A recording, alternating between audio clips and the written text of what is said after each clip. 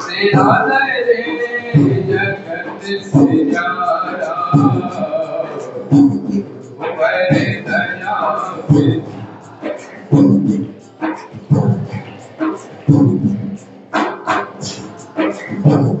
तेरी दृष्टि है निराली सुविधा को हरने वाली तेरी दृष्टि है निराली सुविधा को हरने वाली अंधों के आँखी में भी नव ज्योति भरने वाली गुरुवर अंधों के आँखी में भी नव ज्योति भरने वाली अज्ञान के तिमिर से अज्ञान के तिमिर से हर भक्त को तुम्हारा बड़े दया के सागरे तेरा जगत से न्यारा बड़े दया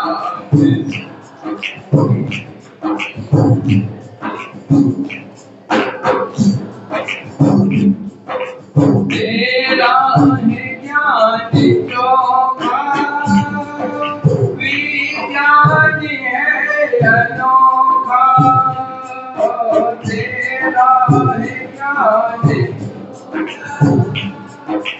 विज्ञान है अनोखा अपना से किसने उसने न खाया धोखा गुरुवर खाया धोखा जो जुड़ी सका न तुझसे जो जुड़ी सका न तुझसे वह लुट गया बेचारा गुरुवर दया के सागरे तेरा रे जगत से न्यारा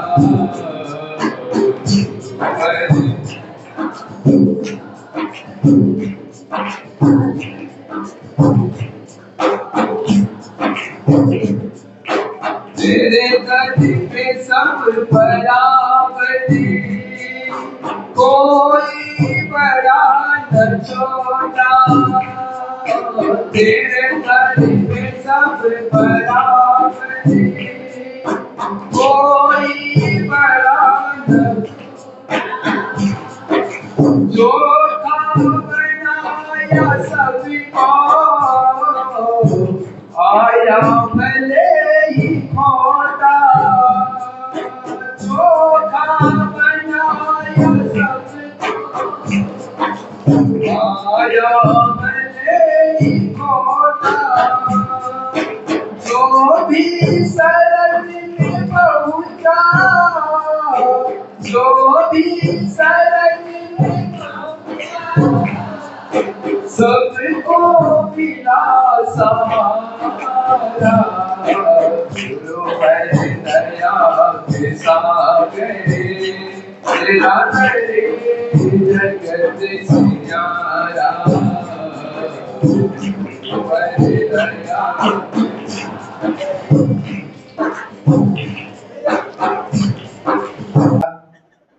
गायत्री शक्तिपीठ के इस दीप प्रांगण में हृदय से आपका स्वागत करते हुए आपका आभार व्यक्त करते हैं। आज परमाराध्य परम वंदनीय प्रातः स्मरणीय परम पूज्य गुरुदेव हम और आप सबों को सागर से चुन चुन कर एक सूत्र में पिरोए हैं और यहाँ आप सबों का हृदय से अभिनंदन करते हुए मुझे प्रसन्नता हो रही है और हमारे कर्मठा की प्रतिमूर्ति कुमार ठाकुर जी भाई साहब निवेदन करेंगे। सबसे पहले हाँ, बहनों के द्वारा जो है सबों को मोदी यहाँ से रहे थाली में, यहाँ थाली में है, यहाँ टेबल पर थाली में है।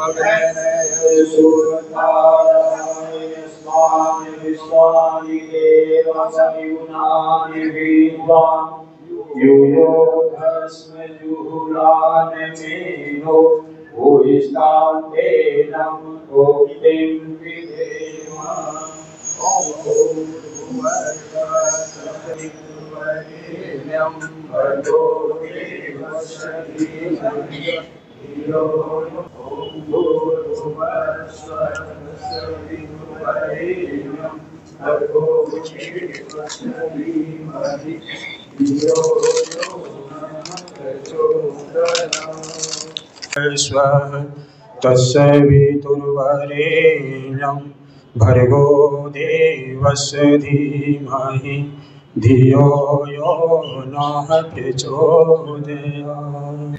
सूक्ष्म रूप से उपस्थित परम पूज्य गुरुदेव परमवंदनीय माता जी गायत्री माता के सूक्ष्म संरक्षण में हमारे मुंगेर जिला के दूरस्थ क्षेत्र से आए हुए सभी हमारे भाई बहन जिनका नाम लिया जा चुका है, हम सर्वप्रथम उनका हम हार्दिक अभिनंदन करते हैं। इस जिला स्तरीय गोष्ठी में हमारे शांति कुंज से पधारे देवदूत यहाँ विराजमान हैं, जो आपके दाएं श्री उपजोन के समनुष शांति कुंज हरिद्वार का अभिनंदन करते हैं।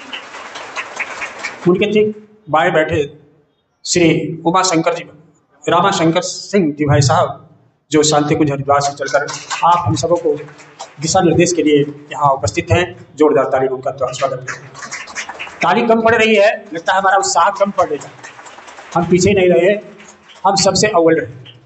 अब हमारे बीच हमारे शांति कुंज हरिद्वार पूर्वी जोन के हमारे प्रभारी जी श्री राजकिशोर विश्वकर्मा जी का जोरदार ताली में स्वागत अभिनंदन करते हुए उनका हम हार्दिक अभिनंदन करते हैं, सम्मान करते हैं, जो बहुत दूर से गुरुदेव का शांति दूत बनकर करके शांति संदेश लेकर करके जन्म शताब्दी वर्ष का ढेर सौभाग्य के क्षण, इसके कई स्वरूप हमारे यहाँ बताए गए। कभी कभी विपत्ति भी सौभाग्य का द्वार खोल देती है, कभी बड़ी जिम्मेदारियां भी हमारे सौभाग्य के लिए हमारे निकट आ जाती है। वर्तमान समय जिसके बारे में परम पूज्य गुरुदेव ने कहा कि बेटे ये आपत्ति काल है, इस आपत्ति काल में जीवंत जागृत आत्माओं का जो धर्म है वो आपत्ति धर्म होगा। आपत्ति काल में सामान्य जीवन क्रम की जो बातें हैं हम उसे पीछे कर देते हैं। कुछ ऐसे ही क्षणों में हम सब यहाँ साथ साथ बैठे हैं बहन भाइयों। कहते हैं माँ सीता की खोज के लिए 3 दिशाओं में सुग्रीव जी के कहने से 3 दिशाओं में बंदरों भालुओं की टोली जा चुकी थी। कुछ लोग बचे हुए थे और एक दिशा बची हुई थी। वो दिशा थी दक्षिण दिशा, और बचे हुए थे जामवंत जी, अंगद जी और हनुमान जी के साथ उनके साथी सहयोगी। सुग्रीव जी ने उन्हें बुलाया, भगवान से मिलाया और दक्षिण दिशा की ओर जाने का निर्देश दिया। भगवान ने उन्हें अपनी मुद्रिका दी हनुमान जी को। बन भाइयों ये कितना विलक्षण है। ऐसा लगता नहीं कि पहले ही से सुनिश्चित था कि मां सीता दक्षिण दिशा में है। ये मुद्रिका हनुमान जी को ही क्यों दी गई? दूसरी दिशाओं में जो लोग गए थे वो भी तो खोजने ही गए थे ना, मुद्रिका उनको नहीं दी गई थी, मुद्रिका हनुमान जी को दी गई थी। बहन भाइयों, हमारे आपके लिए ये विचारणीय है कि इस युग परिवर्तन की बेला में ये जिम्मेवारी उस महाकाल ने गायत्री परिवार को दी है। यह सुनिश्चित है कि इस भवित व्यता का श्रेय आपके लिए सुरक्षित रखा गया है। पूजा के योग्य माताओं बहनों, देवतुल्य भाइयों, जब हनुमान जी लंका पहुंच गए और उन्होंने लंका जला भी दी, विदा होते समय माँ सीता से मिलने भी आए कि माँ अब मैं विदा हो रहा हूँ और जल्दी ही आपको ले चलने की सारी व्यवस्था बना करके हम लौटेंगे। माँ सीता ने पूछा कि बेटे हनुमान, एक बात बताएं, लंका सोने की है और सब जल गई, लेकिन सोना जलता नहीं है, ये सोना कैसे जल गया? तो हनुमान जी ने कहा, माँ पावक जरई देखी हनुमंता। हनुमान ने कहा कि माँ ये सामान्य अग्नि नहीं थी, ये पावक थी। फिर माँ ने पूछा कि बेटे ठीक है, लंका जल गई, वो अग्नि विशेष थी, लेकिन आपकी पूंछ में तो कुछ नहीं, दाग नहीं लगा, ये तो जैसा का तैसा है। तो हनुमान जी ने कहा कि जो अपराध भगत कर करई, राम रोष सो पावक जरई। ये भगवान के रोष का परिणाम है, जो ये सब लंका जल गई और हमारी पूंछ तो सुरक्षित रह रही थी, क्योंकि मुझे पता है श्री भगवान ने आपको पहले ही कह रखा था कि तुम पावक महु करहूं निवासा। हमारी पूंछ की रक्षा तो आप स्वयं कर रही थी। बहन भाइयों, ये कथा सिर्फ रामायण की नहीं, आज भी ये कथा दोहराई जा रही है।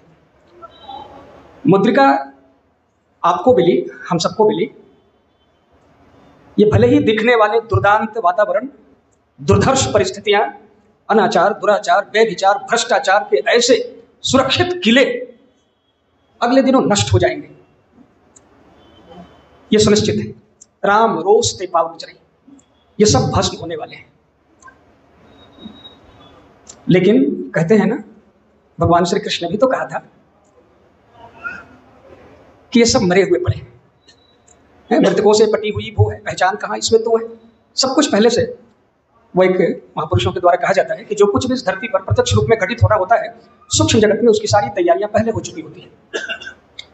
भारत की आज़ादी की भी घोषणा 1933 में परम पूज्य गुरुदेव और महात्मा गांधी जब दोनों आपस में बातचीत कर रहे थे, तो गांधी जी ने ये कहा था कि बेटे भारत आज़ाद हो जाएगा, आज़ादी सुनिश्चित हो गई, लेकिन अब जिस आज़ादी के लिए आपको काम करना है, ये गोरे अंग्रेज तो चले जाएंगे, लेकिन ये काले अंग्रेज अपने ही देश के वैसे विकृत मस्तिष्क वाले, अपने को ऊंचा समझने वाले लोगों के द्वारा इस देश को इतना सताए जाने की इनकी मनस्थिति है, जिसे मैं देख रहा हूं, इसके लिए आपको काम करना पड़ेगा। परम पूज्य गुरुदेव ने उसी समय सक्रिय राजनीति से अपने को अलग कर लिया। क्या घटित होने वाला है महापुरुषों को यह विदित होता है बहन भाइयों, लेकिन उन मरे हुए कौरवों को मारने में भी पांडवों को अपना सब कुछ दांव पर लगा देना पड़ा था। कुछ बचा था क्या?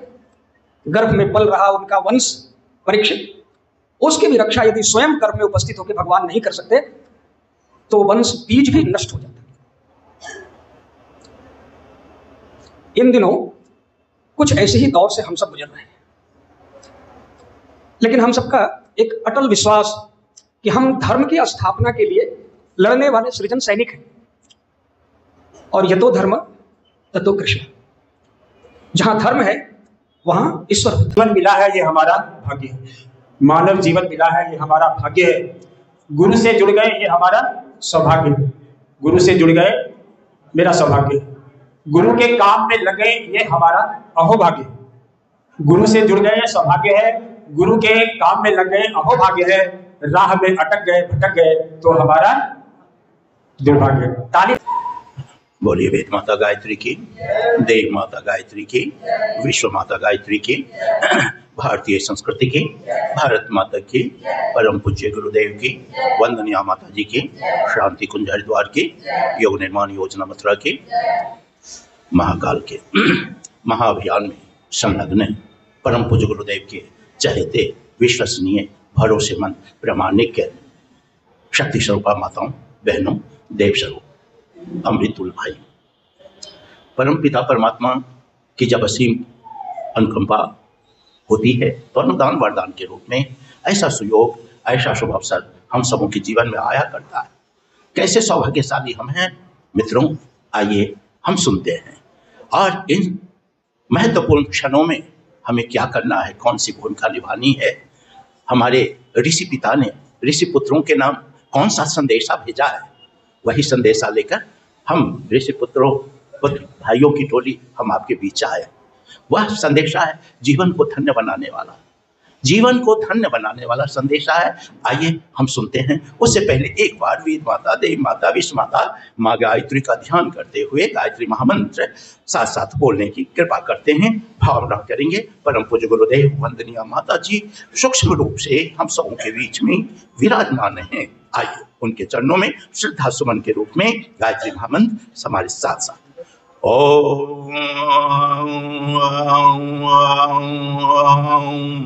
ओम भूर्भुवः स्वः तत्सवितुर्वरेण्यं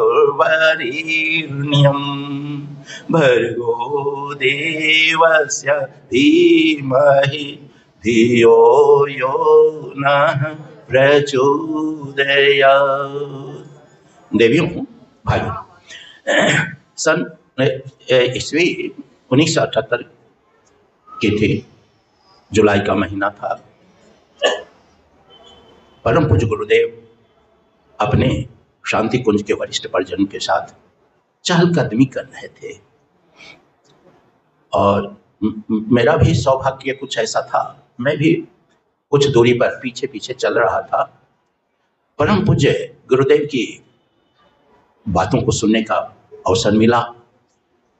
परम पूज्य गुरुदेव वरिष्ठ परिजन का नाम लेते हुए बोले, जो देख, हमने ऐसा आज तक कोई काम नहीं किया जिसके कारण हमारे ऊपर उंगलियां उठे। हमने प्रामाणिकता अर्जित की है, हमने इतनी प्रामाणिकता अर्जित की है कि कोई प्रश्न चिन्ह हमारे ऊपर लग नहीं सकता। फिर कुछ क्षण रुक जाते हैं, फिर कहने लगते हैं, देख, हमारे विचार भी बड़े सशक्त हैं, पैने हैं, तीक्ष्ण हैं, यदि कोई सुन ले तो मुरीद हुए बिना ना रहे। फिर कुछ क्षण रुकते हैं, चलते रहते हैं और फिर कुछ क्षण के बाद बोलते हैं, किंतु इन विचारों को पहुंचाने वाला, जन जन तक पहुंचाने वाला, हमें हनुमान सदृश ऐसे लोगों की जरूरत है। और जिसके लिए हमने एक योजना भी बनाई है और उसके लिए हमने एक युग तीर्थ के रूप में स्टील प्लांट की तरह, आध्यात्मिक सैनिटोरियम की तरह हमने उसकी रचना की है। और जहां सप्त ऋषि की तपस्थली तो है, गंगा की गोद है, हिमालय की छाया है, किंतु सप्त ऋषि हमारे बीच अभी विद्यमान है नहीं। उनकी तपस्थली तो है पर वे हैं नहीं। हम चाहते हैं सूक्ष्म रूप से यहाँ ही वो निवास करें, उपस्थित रहें और जिनका लाभ हम हमारे बच्चों को, हमारी योजनाओं को मिल सके। इसके लिए हमने एक युग तीर्थ नाम दिया है, वैसी रचना की है। और फिर हमने क्या किया, तो लोगों को खोजा है। मित्रों, कैसे खोजा है? गुरुदेव से जब मिलने आप सब पहुंचे होंगे, हम सब पहुंचते, तो परम पूज्य गुरुदेव मूलतः 3 बातों की चर्चा किया करते थे। वो 3 बातें क्या थी? पहली बात कहा करते थे, बेटे आप सब सामान्य जन नहीं हो। कौन हो? विशिष्ट जन हो। विशिष्ट जन मतलब, अरे सामान्य जन सामान्य जीवन जीते हैं, विशिष्ट जन कुछ अलग हटके जीते हैं। सामान्य जन बीवी बच्चे पेट परिवार 2 4 6 12 का जीवन ही जीते हैं और इसी में उनकी लीला समाप्त हो जाती है। सुरदुर्लभ जीवन का बेड़ा गर्त में चला जाता है। मित्रों, यह विशिष्ट जन, आप कौन सा विशिष्ट जन हो? मैंने तुझे खोज के निकाला। और एक कहानी कहते थे, समुद्र में गोताखोर की। बेटे, जिस तरह से समुद्र में गोताखोर गोताखोरी करता है और गोताखोरी करके मणिमुक्तक रत्न को निकालता है, उसी तरह से मैंने गोताखोरी की है। और स्वाभाविक जरा विचार करें, गोताखोरी की इतनी महाभीड़, उस भीड़ में जहां आंधियां चल रही है, तूफान खड़े हैं, यानी धूल धूसरित दुनिया में, उसमें से जहां चेहरा भी दिखाई नहीं पड़ रहा है, उतनी मेहनत के बाद हमने उसमें से खोज के निकाला है। ऐसी विषम वेला कि ऊपर से तो कुछ दिखते पर भीतर भी कुछ दिखते, पहचानना कठिन था। लेकिन परम पिता की कृपा हुई, हमने दृष्टि मांग रखी थी और खोजी निगाहों ने उन हीरे रत्नों को, अनमोल रत्नों को हमने ढूंढा और उसी अनमोल रत्न में आप सबको। अच्छा गुरुजी, और आगे उन्होंने कहा, कहते थे जो बेटे आप वो अनमोल रत्न कौन हो, आप हमेशा नहीं मिलते, हमेशा इस धरती पर नहीं आते। जब जब परमपिता परमात्मा का अवतरण होने की बेला आती है तो उनके सहयोगी सहचर के रूप में तो आप सब यहाँ अवतरित होते हो। इतिहास साक्षी है, पौराणिक कथानक है, प्रभु राम जी आए तो देवी देवता लोग भेष बदल बदल करके इस धरती पर आए। माता लक्ष्मी आई, माँ दुर्गा आई, काली आई, ना जाने सब वेश बदल बदल के आए। भगवान कृष्ण जी आए, वेश बदल बदल के आए। राम के जमाने में कोई ग्वाल बाल बंदर, भालू, गिद्ध, गिलहरी, हनुमान, रुद्रावतार जी आए। मित्रों, तो क्या क्या किया, प्रभु का साथ दिया। किन्हीं का बाल रूप पसंद था तो वो रूप धारण कर लिया, किन्हीं का वन वाला दृश्य देखने का मन था तो उन्होंने कभी जटायु का तो कभी क्या भाई प्रभु आएंगे, रावण के तक पहुंचने में हम उनकी मदद करेंगे, गिद्ध दृष्टि लेकर के हम बैठेंगे। मित्रों, और प्रभु आएंगे तो हम उनके मित्र सहचर बन करके और हम उनकी सहायता करेंगे। मित्रों, ये सारी की सारी योजना पहले से बन रखी थी। सब लोग आए, काम हुआ। अब देखते हैं जानो ये समय कैसा है। अभी आदरणीय भाई साहब आपको सुना रहे थे, प्रभु राम जी जब चले थे तो उनके सहयोग देने के लिए इंद्र भगवान ने या देवलोक से दिव्य रथ आया हुआ था। क्या रावण का रथ पवन वेग से चला करता, हवाओं में उड़ा करता था, तो हमारे प्रभु राम धरती पर कैसे रहेंगे। उनके लिए भी दिव्य रथ आया। कहा रे हवा के वेग से चल रहा है तो ये दिव्य रथ प्रभु मन के वेग से चलने वाला है, अतः इस पर आप सवार हो जाइए। मित्रों, दैवासुर संग्राम में युद्ध होते हैं।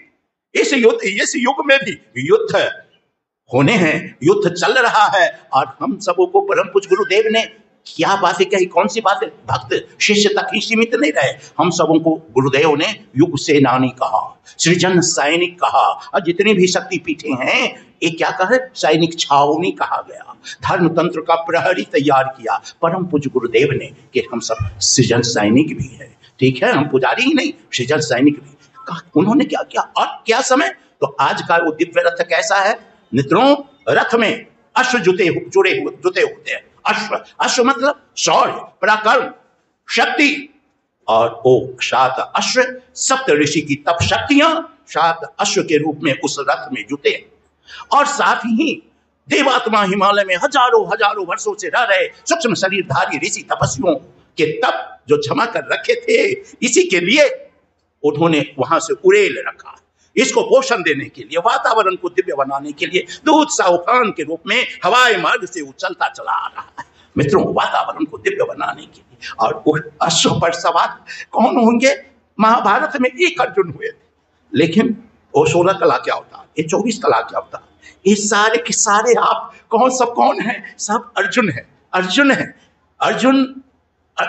है। और एक अर्जुन से काम चलने वाला नहीं था। वो महाभारत में एक द्रौपदी जी का चीरारन हुआ था, एक वो था, एक कंस हुआ था। तो भगवान यहाँ तो हर दिलो दिमाग में, हृदय में कंस बैठा है, मस्तिष्क में बैठा है, रावण रूपी अहंकार बैठा है, न जाने क्या क्या। मित्रों, तो इस समय कैसा है, वो दिव्य रथ आया। अर्जुन हम सबों को सवार होने के लिए गुरु जी ने कहा, बेटे मेरी इच्छा है आप इस पर बैठ जा। गुरु जी थोड़ा सा है, बउआ का काम है, बहू अकेली रहती है, थोड़ा सा उसको मन लगाने के लिए उसके बच्चे को रखना होता है। हाँ, थोड़ा सा क्या करें, कोई है नहीं। हाँ, समस्या है। मित्रों, समस्या क्यों भाई साहब, गोष्ठी में आए नहीं, बुलावा आया होगा। हाँ, आया तो था, तो फिर पहुंचे नहीं। अरे भैया क्या करें, समस्या उलझन, समस्या। मित्रों, समस्या उलझन, अरे सब गुरु जी की कृपा होगी। गुरु जी की कृपा नहीं हुई, गुरु जी की कृपा। अरे परम महाकाल के कार्य करने के लिए उनकी कृपा। तो फिर अपना काम भी तो उनकी कृपा पर छोड़ तो के क्या हो। नहीं साहब, हम त्याग नहीं करेंगे। तो त्याग तितिक्षा का है, रंगाए सुनो जगत वालो। मित्रों, तपना पड़ेगा। सूर्य तपता है तो समुद्र का जल गर्म होता है, वाष्प बनता है तो बादल बनते हैं तो वर्षा होती है, और फिर सृष्टि का। तो कहने का मतलब बहनों भाइयों, इस समय की बात करते थे। और वे कहा करते थे महत्वपूर्ण समय है, श्रेयाधिकारी। अर्जुन को कैसे श्रेय मिल गया था आपने सुना होगा। बरबरी ने कहा था, अरे हमसे क्या पूछते हो, अरे जहां जिन मोर्चा को हमने देखा उन सारे मोर्चा पर तो आप युद्ध लड़ रहे थे, मैंने आप ही को लड़ते देखा, किसी अन्य को नहीं। अरे तो कहने का मतलब अरे हर मोर्चे पर हमारे गुरुदेव कहे, बेटा युग निर्माण का संकल्प मैंने लिया है, मैं किसी के भरोसे नहीं, अपने बलबूते लिया है। सृष्टि निर्माण की योजना हम नहीं, उसकी घोषणा अपने बलबूते की। तू तो हमेशा परमात्मा की एक सिद्धांत है, संविधान बना है रखा है, जो अपने बच्चों को श्रेयाधिकारी बनाते हैं। तो इसलिए आप तो रथ पर बैठ जाओ, देख तो तेरी आसमानी ऊंचाई न पहुंचा दूं तो फिर कहना। मैं तो बहनों भाइयों, इस समय की बात है और हमेशा ऐसा समय नहीं आता। तीसरी बात कहा करते थे, जो तेरा आने का उद्देश्य है, लक्ष्य ही नहीं, उद्देश्य है। उद्देश्य क्या है? 21वीं सदी को उज्जवल बनाने की योजना है। परमात्मा ने उनकी बनाई कलाकृति सृष्टि को फिर से सुंदर, सुसंस्कृत, सौम्य, सारगर्भी, सुव्यवस्थित करने के लिए, मानव को देवता बनाने के लिए, धरती को स्वर्ग बनाने के लिए उन्होंने एक योजना बना के आए और एक अभियान छेड़ रखा है, विचार क्रांति अभियान। मित्रों, तो ये क्या है? ये तुम्हारा उद्देश्य है, उसमें अपनी अपनी भूमिका निभाने की। ठीक है, हम लोग क्या भूमिका निभा रहे हैं? क्यों नहीं निभा पाते? कारण रुकावट कहाँ आती है? उत्साह तो आता है जब शांति कुंज जाते और वहां से लौटते हैं, ये करेंगे, बहुत करेंगे, लेकिन यहाँ आने के बाद धूल धूसरित हो जाते हैं हम, और हमें मलिनता क्यों आ जाती है? परम पूज्य गुरुदेव कहा करते थे, बेटे हम वरिष्ठ आत्माओं की हमें तलाश है ना? आप सब वरिष्ठ आत्मा है, अपनी गरिमा को समझो। तो वरिष्ठ आत्मा जहाँ श्रद्धा है, प्रज्ञा है, निष्ठा है, वही वरिष्ठ आत्मा तो आता है तो इसका मतलब है श्रद्धा में कमी है, विश्वास में कमी है, तो इसलिए निष्ठा का अवलंबन नहीं हो पा रहा है। तो श्रद्धा, परम पूज्य गुरुदेव ने अटूट श्रद्धा, अटूट विश्वास की बातें कही गई है। कैसी श्रद्धा? जब श्रद्धा प्रगाढ़ होती है तो उत्साह के रूप में आता है, उत्साह और परिष्कृत होता है तो उल्लास के रूप में आता है, उल्लास जब और ऊंचा उठता है तो फिर उमंगे पैदा होती है, और उमंगे क्या होती है? तो दीवानी का नशा आ जाता है। मेरे तो गिरधर गोपाल, दूसरा न कोई। आप सब सारी की सारी वरिष्ठ आत्मा गुरुदेव के चुनिंदे हैं। आप लोगों ने जब गुरुदेव का कार्य करने के लिए चलते होंगे, कभी कभी ऐसे बहुत परिजन होंगे जो अपने धर्म पत्नी से झूठ बोला होगा, जो जाना है कहाँ जमालपुर शक्तिपीठ, अरे ऑफिस का कुछ काम हो गया है, बेचारे झूठ बोल के निकलते, अरे जा रहे हैं 2 दिनों के लिए, चले गए 5 दिनों के लिए। मित्रों, सब लोग झूठ बोल करके, परेशानी करके और अपने अपने घर से निकल करके भागते रहे। कैसे भागते रहे? सुनते हैं महारास रचाया करते थे कौन? भगवान कृष्ण वन में। तो जब उनकी मुरली की धुन, उनकी तान जब राधा गोपिकाओं के कानों तक पहुंचती, सारी गोपिकाएं विह्वल हो जाती, कहते हैं। और जब सुनती, विह्वल होती, तो कोई पति के साथ होती तो छोड़ के चली आती, कोई बच्चे के साथ होती तो छोड़ के चली आती। अंधेरी रात, बताते कहते हैं, अंधेरी रात, तूफानी स्थिति, और छोड़ करके निकल करके घर द्वार को का ख्याल छोड़ करके दौड़ पड़ते और मुरली की तान पर महारास में सम्मिलित होकर नाचा करते। ये क्या है? महारास, यही है महारास। आप कैसे कैसे निकल करके भागे हो, आनंद में झूम रहे हो, ये महारास है काल का। बहनों भाइयों, इसमें बाधा उत्पन्न कहां से आती है? श्रद्धा की जब कमी आती है। तो हमें इस श्रद्धा आएगी कैसे? आप उनको समझिए, गुरुदेव की गरिमा को समझिए, उनकी योजना को समझिए। यह युग निर्माण योजना व्यक्तिक हैसियत नहीं है। युग निर्माण का संकल्प लेने की संस्थागत हैसियत नहीं हो सकती सृष्टि निर्माण की। मित्रों, सृष्टि निर्माण, युग निर्माण, ये सृष्टा जो है, सृष्टि का मालिक, अभिभावक, वही न कुछ तब्दीली ला सकता है। जैसे हम आप घर के अभिभावक हैं, हम जैसा चाहे वैसा थोड़ा बहुत तब्दीली कर सकते हैं। मित्रों, सृष्टि निर्माण, वो सृष्टा इस धरती पर आया, अपना विराट रूप दिखा रहा है। आप देखते नहीं, अनुभव नहीं करते, दिन रात वो हमारे साथ आगे पीछे दाएं बाएं रहता। आप छोटे छोटे बच्चे आते हैं, कहते हैं जो हम क्या करेंगे, 24 कुंडी यज्ञ करेंगे, 9 कुंडी यज्ञ करेंगे, और आपको सहयोग कौन दे देता था? कुछ संकल्प हुआ होगा, उपासना, साधना, आराधना। उपासना भगवान की करनी है, साधना अपनी करनी है, और आराधना समाज की करनी है। उसके साथ साथ एक और था अनुबंध, 3 माला कम से कम नित्य नियमित गायत्री जप, और कम से कम 1 घंटा या 2 घंटे का समय दान और अंशदान। तो क्या आप लोगों का नियमित जप हो रहा है? 3 माला, हाथ उठाएं, 3 माला जिनका नियमित जप हो रहा हो। इधर के भाइयों में बहुत कम लोग हैं जो 3 माला भी नहीं कर पाते हैं। 11 माला दूर, 11 माला भी उसमें आ सकते हैं, ज़्यादा हो जाए कोई बात नहीं, क्या बात है। 11 माला, 21 माला करने वाले हमारे बहुत सारे परिजन हैं जो करते भी हैं, लेकिन कम से कम जो है वो 3 माला का अनुबंध है कि 3 माला आपको गायत्री मंत्र करना ही करना। अगर 3 माला जप नहीं करते हैं तो क्या होता है, कुछ गुरुदेव से कनेक्शन पर टूट जाता है। जैसे मान लीजिए कहीं हम 25 लाख का जमीन ले रहे हैं, तो उसमें अगर 1 लाख 2 लाख देकर के एग्रीमेंट होता है, उसमें होता है कि आप इतने दिनों में अगर रजिस्ट्री करा लेते हैं तो अच्छी बात है, नहीं कराते तो फिर निरस्त हो जाता होता है। तो ऐसे भी कुछ गुरुदेव से अगर हम जुड़े तो उनका जो अनुबंध है ये 3 माला का कम से कम जप करना, 2 घंटे का 1 घंटे का समयदान निकालना और अंशदान निकालना। तो ये उनका अनुबंध को अगर हम पूरा नहीं करते हैं तो पूज्य गुरुदेव का जो हमारे साथ कनेक्शन है वो टूट जाता है। वही कवच है, पूज्य गुरुदेव जो हमारे ऊपर जो कवच लगाए उसका यही अनुबंध है, और उस कवच को अगर हम पहने हुए हैं तो हम कुछ भी करने में सक्षम हो जाएंगे। तो आप लोगों से निवेदन है, अगर जो अभी तक नहीं कर रहे हैं तो अवश्य करने का प्रयास करेंगे, क्योंकि वर्ष 2026 जो है ये विषम बेला है। विषम बेला तो चल ही रहा है, 100 वर्ष से चल रहा है, लगभग चलता रहता है। लेकिन संत महात्मा जो होते हैं ना, वो अपने लिए तप नहीं करते। आप लोगों को तो अपने लिए कहा जा रहा है करने के लिए। आप लोग 3 माला जप कर रहे हैं या 11 माला कर रहे हैं या 21 माला कर रहे हैं, आप अपने लिए कर रहे हैं। लेकिन ऋषि मुनि अपने लिए नहीं करते हैं। ऋषि मुनि को न अपनी मोक्ष की इच्छा होती है और न उनको चाहिए, वो तो पुण्यात्मा होते हैं। हमारे हिमालय में बहुत सारे ऋषि मुनि तपस्यारत हैं। उनकी तपस्या इसलिए हो रही है, हमारी भारत भूमि जो है, देवभूमि जो है, उसको हम बचाए रखें। और हम गायत्री को भूल गए तो हमारा पतन हुआ। आप सभी जानते हैं, हजारों वर्ष हम लोग गुलामी की जंजीर में रहे। कारण क्या था? ये गायत्री पर प्रतिबंध लग जाना। ब्राह्मण के समक्ष कुछ अपना नहीं है, जोर से बोलना नहीं है, नारियों को जपने का अधिकार नहीं है। ये सारे प्रतिबंध किसने तोड़ा? पूज्य गुरुदेव ने तोड़ा, अपनी तप की शक्ति से तोड़ा। तो हम लोग सौभाग्यशाली हैं, उनसे जुड़ने का हम लोगों को सौभाग्य मिला। पूज्य गुरुदेव के भी जीवन में सौभाग्य आया। कब आया? 1926 में, जब वसंत पंचमी के दिन अपनी पूजा की कोठरी में तपस्या रखते साधना कर रहे थे। दीपक की ज्वाला अचानक घनीभूत हुई। उसमें स्वामी सर्वेश्वरानंद जी आए। क्यों आए, इस पर अगर चर्चा करें तो थोड़ा पीछे जाना होगा। कहते हैं कि जब अनुष्ठान करते हैं या कोई संकल्प लेते हैं तो उसमें कहते हैं कलियुग कल प्रथम चरण, कहते हैं ना, कली प्रथम चरण। और हमारा जो मिशन का जो पुस्तक है उसमें कर्मकांड भास्कर में प्रथम चरण नहीं लिखा हुआ, कली प्रथम चरण नहीं, और शब्द है लेकिन कली प्रथम चरण नहीं है। तो ऋषियों का जो असेंबली है वो हिमालय में सभी ऋषि मुनि जब एकत्रित हुए, विचार करने लगे, तो ये विचार हुआ कि अगर कलयुग को चतुर्थ चरण तक रहने दिया जाएगा तो फिर ये मानव की सभ्यता समाप्त हो जाएगी। मानव की सभ्यता समाप्त हो जाएगी। तो करना क्या चाहिए?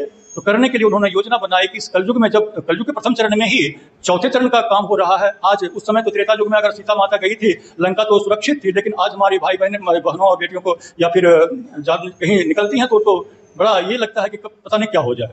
चीरहरण होता था, लेकिन अब तो उससे भी विकराल समस्या सभी लोग जान रहे हैं। इस पर हम विचार वो नहीं करना चाहते। तो ऋषियों ने सोचा कि इस कलयुग को निरस्त करना है और काल की गति को जो बदल दे वो महाकाल कहलाते हैं। हमारे गुरुदेव कौन है? महाकाल के अवतार है। जो काल की गति को बदल उसे महाकाल कहते हैं। हम लोग कहते हैं युगाधिपति महाकाल की। ये युग के पति हैं, अधिपति हैं। ये जो सतयुग कलयुग में लाने का प्रयास हो रहा है, ये उसके पूर्वोधा है, वो इसके संरक्षण में हो रहा है। तो ऋषियों ने विचार किया कि इस कलयुग को कैसे निरस्त किया जाए, सतयुग कैसे लाया जाए। तो सभी ऋषि एकत्रित होकर के स्वामी सर्वेश्वरानंद जी को कहा गया कि आपके एक शिष्य हैं जो पिछले कई जन्मों में बहुत अच्छे काम किए हैं, इस जन्म में भी उससे अच्छे काम कराना है। तब वो उस दीपक की ज्योति में आए, प्रकट हुए और उनके 3 जन्मों का दर्शन कराया। समर्थ गुरु रामदास, कबीरदास और स्वामी रामकृष्ण परमहंस के रूप में जो काम किया था, उनको दिग्दर्शन कराया। और जब वो अपने 3 जन्मों का जब उनको आभास हुआ, उनको बोध हुआ, बोध होने के बाद कहा कि आप जो कहने में करने को तैयार हैं। उनको 4 काम दिया गया था। उसमें सबसे प्रथम काम था कि इस काम को करने के लिए आपको तप की शक्ति अर्जित करना है। तो आप सभी जानते हैं कि वो नियमित आहार विहार पर 24 लाख का 24 महापोषण किए उन्होंने। दूसरा था, जितने हमारे आर्ष ग्रंथ हैं उस पर भाष्य करना सरल भाषा में, उन्होंने भी वो भी किया। और पढ़ाने की मतलब व्यवस्था भी बनाई, लेखन करके उसका ये करके टाइप करवा करके सब जगह वितरित करवा करके व्यवस्था बना दी कि सभी लोग पढ़ सकते हैं। तीसरा जो सबसे बड़ा काम था, वो काम था कि अच्छे व्यक्तियों का समूह इकट्ठा करना। तो हम सभी जितने गायत्री परिवार के आज हैं, इस कपड़े में करके जाते हैं तो उनको विश्वास होता था कि ये गायत्री परिवार के हैं और ये गुरुदेव श्री राम शर्मा आचार्य के शिष्य हैं और ये बहुत अच्छे काम कर रहे हैं। इतना तो जरूर होता है, हम भले चाहे कुछ भी करते रहें। तो इस को किसने किया? आप सबों के सहयोग से हुआ। हम निवेदन कर रहे थे तो इस कलयुग को निरस्त करने के लिए उनको चुना गया। तब की शक्ति उन्होंने अर्जित की। अच्छे लोगों का संगठन भी बना लिया, उन साहित्यों का वो लेखन भी किया और इसके लिए कई बार हिमालय की यात्रा भी की और कई ऋषियों का मतलब आपस में बातचीत भी हुई। तो इसके बाद उन शर्तों पर आते हैं। उन शर्तों को अगर हम पूरा नहीं करते हैं तो कुछ गुरुदेव से कनेक्शन थोड़ा ढीला पड़ जाता है। टूटता तो नहीं है क्योंकि बीज पड़ा हुआ है। गायत्री मंत्र की दीक्षा समय देते समय वो बीज हमारे अंदर है, टूटता तो नहीं है लेकिन ढीला पड़ जाता है। तो फिर कहाँ हम जाएंगे? ये बिना कवच के जाएंगे तो हम कहीं भी धोखा खा जाएंगे। और वही हो भी रहा है, वही हो रहा है। आज हम लोग जो साधना छोड़ दिए ना, जितने लोग साधना छोड़ देते हैं तो आपस में उसका बनता नहीं है। समय दान अनुदान दे नहीं पाते हैं। क्यों नहीं दे पाते हैं? एक तो इस मतलब दूसरे शब्दों में कहें तो आपके समय को और आपके अंश को अगर गुरुदेव नहीं ले रहे हैं तो इसके पीछे कोई कारण है। और वो कारण यही है कि आपके अंदर साधना नहीं है। आपके अंदर साधना नहीं है तो फिर आपका अंशदान भी नहीं लग पाएगा और समयदान भी नहीं लग पाएगा, क्योंकि आपके पीछे कुछ ऐसे उलझन आएंगे कि आप अंशदान कर पाएंगे ना समयदान दे पाएंगे। वो कैसा?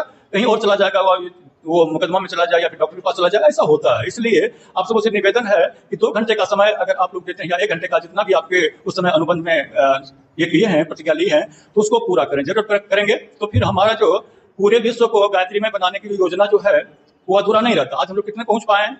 बहुत ज्यादा से मान लीजिए 20 करोड़ पहुंचे हैं। कितनी बाकी है हमारे पास पहुंचने के लिए? उस पर विचार चिंतन करना है और आप लोग को पहुंचने का प्रयास करना है। इसमें जो श्रमशील है, जो श्रम दे सकते हैं उसको समय दीजिए, श्रम दें। जो पैसे से सहयोग कर सकते हैं, पहुंचाने का सहयोग कर सकते हैं, उनसे वो लिया जाए। जिसके पास जो योग्यता, क्षमता, प्रतिभा है उसको इसमें लगाना है और वर्ष 2026 तक इसको पूरा करने का संकल्प लिया गया है। तो आप लोगों को पूरा करना है। हुआ क्या है, हम लोग पहले संयुक्त परिवार थे, तो उसमें कोई अगर एक व्यक्ति कहीं चला गया तो कोई असर नहीं होता था, दूसरे लोग काम कर लेते थे। लेकिन आज एकल परिवार है, एकल परिवार में पति पत्नी बच्चे, अब वो निकल जाते तो फिर उनको घर में अव्यवस्था हो जाती है। एक संकट ये भी है। और उसमें भी बड़ी संकट क्या है, परिवार में अगर 4 व्यक्ति भी हैं तो पति पत्नी, पति उधर मोबाइल देख रहे हैं, पत्नी उधर मोबाइल देख रहे हैं, बच्चे उधर देख रहे हैं, तो ये बड़ी विकृति है। एक तो सबसे बड़ी विकृति आई सिनेमा से, फिर उसके बाद ये मीडिया वाले पता नहीं क्या क्या परोसते रहते हैं और हम बच्चों को वो देखने पर विवश करते थे, उसके साथ हम समय नहीं दे पाते। तो हम अपने बच्चों को संस्कारी बनाए, इसके लिए एक ये भी आवश्यक है कि हमारे बच्चे क्या देख रहे हैं इस पर भी चिंतन करना है और देखते रहना है, प्रयास करना है। तो जितने भी संस्कार हुए हैं उन संस्कारों के माध्यम से तो अपने बच्चों को अच्छा बनाने का प्रयास करना ही करना है, लेकिन एक इस पर भी ध्यान देना है कि हमारे बच्चे खराब तो नहीं हो रहे हैं। और फिर संयुक्त परिवार में बच्चे नाना नानी से, दादा दादी से अच्छी अच्छी कहानियां सुन करके और वो श्रेष्ठ महामानव बन जाते थे। लेकिन इस समय तिरस्नी कथाएं और परियों की कहानियां सुना करके पता नहीं कहां से कहां पहुंचा दिया हम लोगों को।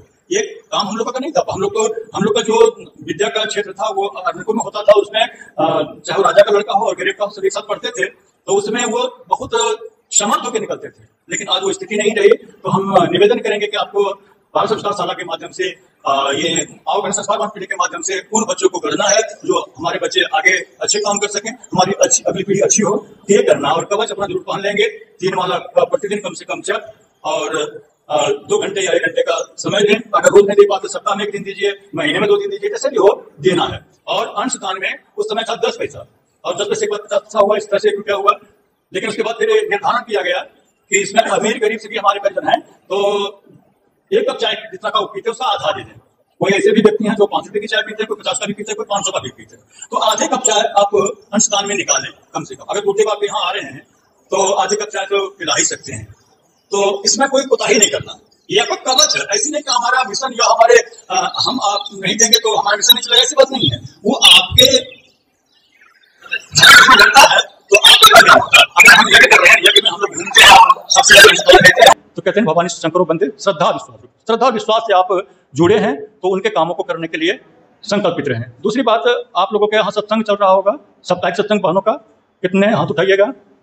बहुत बढ़िया, बहुत खुशी की बात है। तो आप लोग साप्ताहिक सत्संग में ये बताया गया है कि अपने अंग अवयव, हम लोग जितने भी हैं कुछ गुरुदेव के अंग अवयव हैं, तो उनका पाठ करना है।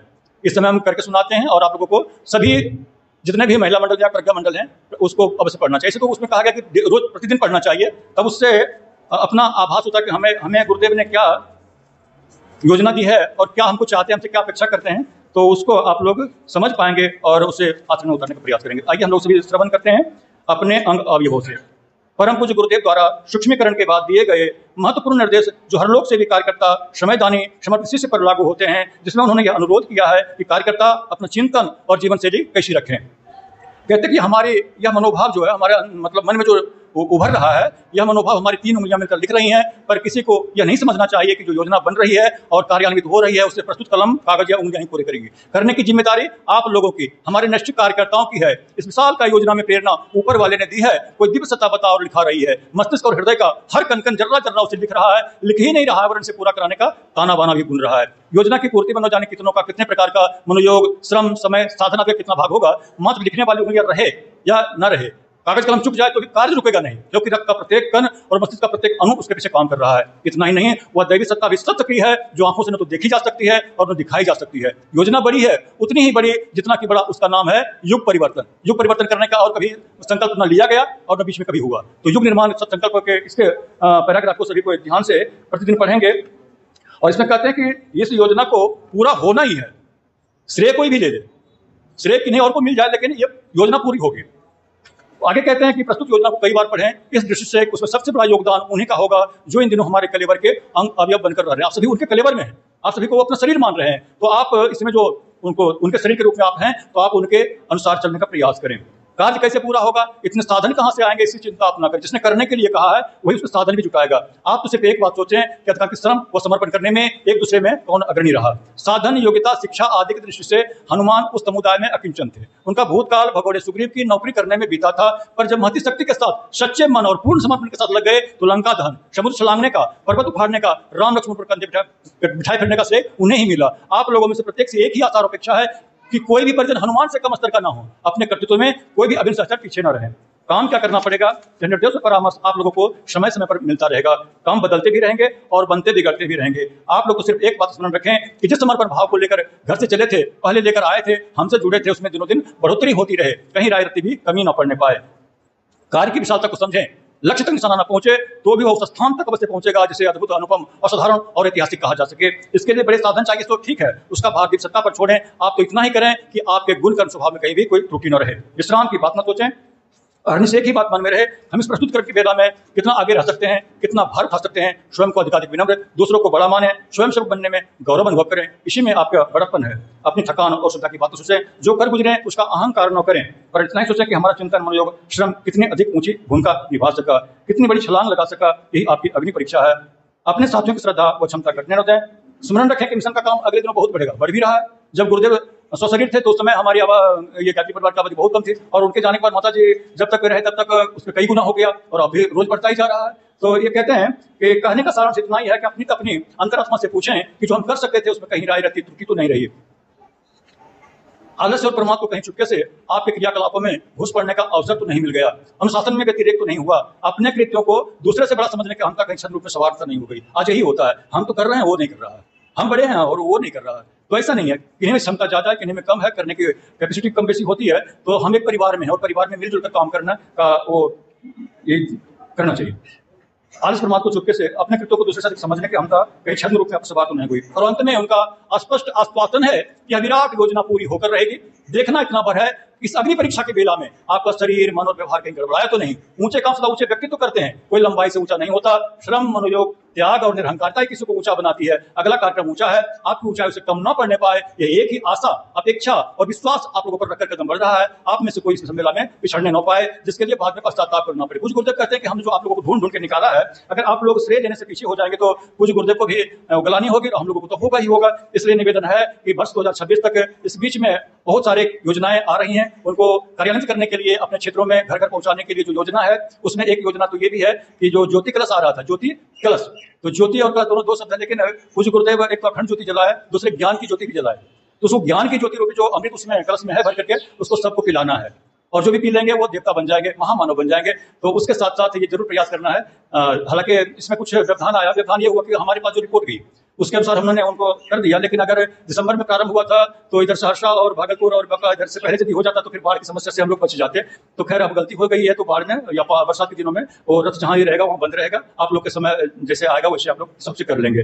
टाइम इसलिए नहीं दिया जा रहा है कि कहीं व्यवधान भी आ जाता है, कहीं दो चार दिन रुक भी जाती है रथ, तो इसलिए समय का वो नहीं दिया गया है कि इस समय में आपके यहाँ पहुंच ही जाएगा।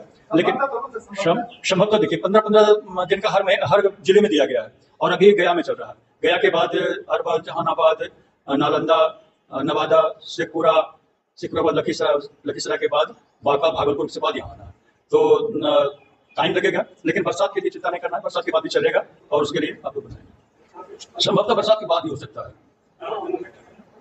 तो गुरुदेव के शिव रूप और रौद्र रूप का हम भाजन न बने। उसमें ये बताए हैं कि हमारे साथ कोई विश्वासघात करता है तो हमें भी दुख होती है। जैसे कई जगह से ये समस्या आती है कि उनको अगर पैसा दिया जाता है 2100 रुपया तो 1100 का रसीद काटते हैं और बाकी पैसे अपने जेब में डाल लेते हैं। तो ऐसे लोगों के लिए हमारा निवेदन है कि हम लोग गायत्री पंडा ना बने, हम लोग गायत्री के साधक हैं, और पूज्य गुरुदेव का अगर हम काम कर रहे हैं तो शायद कभी नहीं पड़ने वाली है। इसलिए इस छद्म जो है ना, वो कहते हैं कि जो हमारा जेब काटेगा तो फिर हम उसके लिए रौद्र रूप धारण कर लेंगे। हमारी आक्रोश का वो भाजन ना बने, नहीं तो हम पीपल के पेड़ पर प्रेत बनकर पीपल पेड़ में लटकेंगे और हम आंसू बहाएंगे, और जितने आंसू बहाएंगे उतने जन्म उनके बर्बाद हो जाएंगे।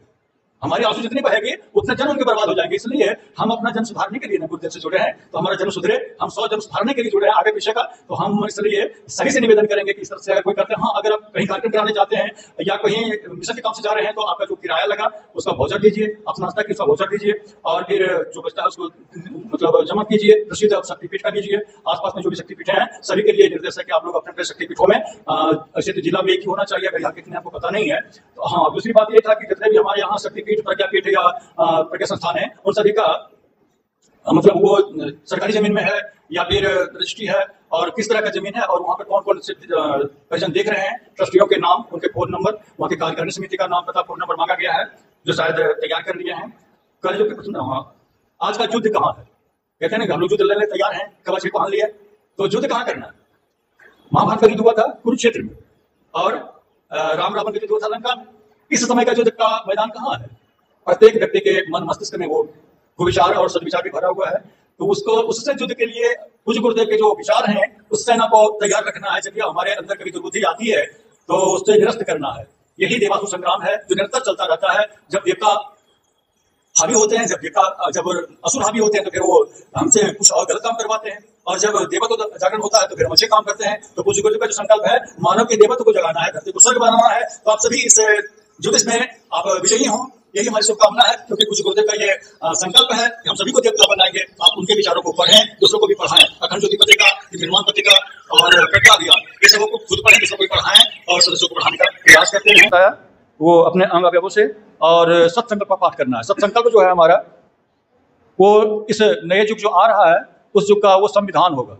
उसमें व्यक्ति निर्माण, परिवार निर्माण, समाज निर्माण और राष्ट्र निर्माण की सारी संभावनाएं हैं। तो उसको साथ साथ आप लोग दोहराएंगे। और गुरुदेव को जानने के लिए हमारी वसीयत और विरासत नामक पुस्तक अवश्य पढ़नी चाहिए। उसको पढ़ेंगे तो आपको लगेगा कि हमारे गुरुदेव कौन है। ऐसे बहुत सारे लोग श्रद्धा से जुड़े हैं लेकिन गुरुदेव को ठीक से पहचान नहीं पाए। तो हमारी वसीयत और विरासत नामक पुस्तक गुरुदेव को जानने के लिए पढ़नी चाहिए। गायत्री को जानने के लिए गायत्री महाविज्ञान अवश्य पढ़नी चाहिए। तो पता चलेगा कि हाँ गायत्री क्या है और हम कितना कर रहे हैं, उसमें कितना और करना चाहिए। तो ये हो जाएगा। तीसरी बात है, जो हमारे कुछ गुरुदेव 3400 साहित्य लिख दिए हैं, उनमें सभी को पढ़ना संभव नहीं है। तो कम से कम क्रांति धार्मिक साहित्य जो है 22 छोटी छोटी पुस्तकों का सेट है, उसे पढ़ने का प्रयास करेंगे। और जितने भी ट्रस्टीगण हैं और जो मुख्य कार्यकर्ता हैं जो इसमें से जुड़े हुए हैं, उन सभी को शक्तिपीठ संदर्शिका अवश्य पढ़नी चाहिए। अगर जो मिशन को जानना चाहते हैं, मिशन के मतलब कार्य कहाँ क्या अटक रहा है, कैसे अटक रहा है, वो इसलिए अटक रहा है कि हम उसको पढ़ते नहीं हैं। शक्तिपीठ संदर्शिका सभी को पढ़नी चाहिए, जिससे कि आप शक्तिपीठ का दायित्व क्या है या क्षेत्र वाले लोगों का क्या दायित्व है, इसको पढ़ेंगे। आइए हम लोग अब जो नए युग का संविधान है, गीता के 18 अध्याय के बराबर जो 18 वाक्य है, उसको सभी लोग साथ साथ दोहराएंगे, जिसमें वो सारी संभावनाएं हैं जो कुछ गुरुदेव चाहते हैं। तो हम लोग सभी दोहराएं। बोले गायत्री माता की। हम ईश्वर को सर्वव्यापी न्यायकारी मानकर उसके अनुशासन को अपने जीवन में उतारेंगे। शरीर को भगवान का मंदिर समझकर आत्मसंयम और नियमितता द्वारा आरोग्य की रक्षा करेंगे। मन को कुविचारों और दुर्भावनाओं से बचाए रखने के लिए स्वाध्याय एवं सत्संग की व्यवस्था रखे रहेंगे। इंद्रिय संयम, अर्थ संयम, समय संयम और विचार संयम का सतत अभ्यास करेंगे। अपने आप को समाज का एक अभिन्न अंग मानेंगे और सबके हित में अपना हित समझेंगे। मर्यादाओं को पालेंगे, वर्जनाओं से बचेंगे, नागरिक कर्तव्यों का पालन करेंगे और समाजनिष्ठ बने रहेंगे। समझदारी, ईमानदारी, जिम्मेदारी और बहादुरी को जीवन का एक अविच्छिन्न अंग मानेंगे। चारों ओर मधुरता, स्वच्छता, सादगी एवं सज्जनता का वातावरण उत्पन्न करेंगे। अनीति से प्राप्त सफलता की अपेक्षा नीति पर चलते हुए असफलता को शिरोधार्य करेंगे। मनुष्य के मूल्यांकन की कसौटी उसकी सफलताओं, योग्यताओं एवं विभूतियों को नहीं, उसके सद्विचारों और सत्कर्मों को मानेंगे। दूसरों के साथ वह व्यवहार नहीं करेंगे जो हमें अपने लिए पसंद नहीं। नर नारी परस्पर पवित्र दृष्टि रखेंगे। संसार में सत प्रवृत्तियों के पुण्य प्रसार के लिए अपने समय, प्रभाव, ज्ञान, पुरुषार्थ एवं धन का एक अंश नियमित रूप से लगाते रहेंगे। परंपराओं की तुलना में विवेक को महत्व देंगे। सज्जनों को संगठित करने, अनीति से लोहा लेने और नौसर्जन की गतिविधियों में पूरी रुचि लेंगे, राष्ट्रीय एकता एवं समता के प्रति निष्ठावान रहेंगे, जाति, लिंग, भाषा, प्रांत, संप्रदाय आदि के कारण परस्पर कोई भेदभाव न बरतेंगे। मनुष्य अपने भाग्य का निर्माता अब है। इस विश्वास के आधार पर हमारी मान्यता है कि हम उत्कृष्ट बनेंगे और दूसरों को श्रेष्ठ बनाएंगे तो युग अवश्य बदलेगा। हम बदलेंगे, युग बदलेगा। हम सुधरेंगे, युग सुधरेगा। इस तथ्य पर हमारा परिपूर्ण विश्वास है। हमारा परिपूर्ण विश्वास है। बोले गायत्री माता की।